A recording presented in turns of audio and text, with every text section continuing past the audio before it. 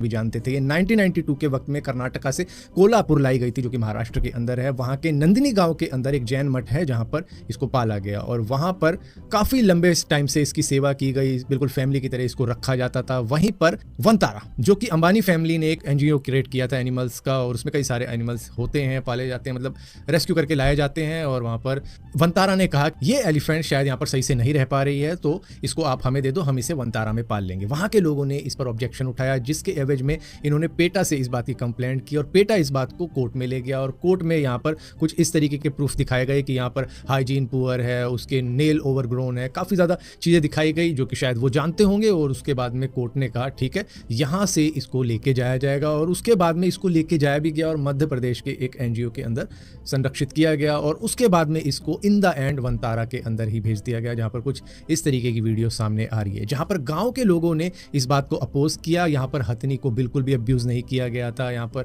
बिल्कुल family member की तरह पाला जा रहा था, जहाँ पर कोर्ट ने उन गांव के लोगों की इस अपील को रिजेक्ट कर दिया। और यहाँ पर महादेवी को, जो कि ये एलिफेंट का नाम है, उनको ये गांव छोड़ने पर मजबूर किया गया कि नहीं, इनको वहीं पर संरक्षित किया जाएगा जहाँ पर और हाथी भी रहते हैं। और ये मतलब इंसानों के बीच में नहीं बल्कि हाथियों के बीच में रहेगी, कुछ इस तरीके की बात की गई, जहाँ पर गाँव वालों ने रोते बिलखते हुए महादेवी को विदा किया। और इसी के साथ साथ जियो के सिम कार्ड को बॉयकॉट कर दिया, तोड़ दिया, क्योंकि यहाँ पर इन द एंड खेल किसने रचा था? ये खेल रचा था अंबानी फैमिलीज ने ही, जहाँ पर वो वनतारा में लाना ही चाहते थे और सीधे रास्ते तो नहीं छोड़ते गांव वाले, तो उन्होंने कोर्ट का सहारा लिया, पेटा का सहारा लिया और सारी चीज़ें कर कुरा के किसी तरीके से वनतारा में लेके गए, जहाँ पर वनतारा के ऊपर भी कई सारे एलिगेशन लगाए गए हैं कि 1.5 लाख से ज़्यादा यहाँ पर एनिमल है, 32 कंट्रीज से यहाँ पर लाए गए हैं। गवर्नमेंट इनको संरक्षण नहीं, एक तरीके का जू बनाए बैठी हुई है, तो एक तरीके से जू में पार्क किया गया है। Wild life smuggling, illegal genetic trading, accusation के भी आरोप इन पर लगे हुए हैं कि इस तरीके की भी चीज़ें बताई गई हैं कि इन्होंने तस्करी भी करके एनिमल इस